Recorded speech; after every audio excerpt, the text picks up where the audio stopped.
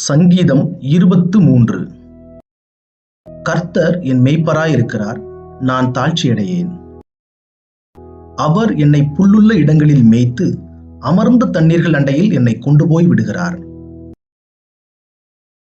அவர் என் ஆத்துமாவை தேற்றி தம்முடைய நாமத்தின் நிமித்தம் என்னை நீதியின் பாதைகளில் நடத்துகிறார். நான் மரண இருளின் பள்ளத்தாக்கிலே நடந்தாலும் பொல்லாப்புக்கு பயப்படேன். தேவரீர் என்னோடே கூட இருக்கிறீர். உமது கோலும் உமது தடியும் என்னை தேற்றும். என் சத்துருக்களுக்கு முன்பாக நீர் எனக்கு ஒரு பந்தியை ஆயத்தப்படுத்தி என் தலையை எண்ணெயால் அபிஷேகம் பண்ணுகிறீர். என் பாத்திரம் நிரம்பி வழிகிறது.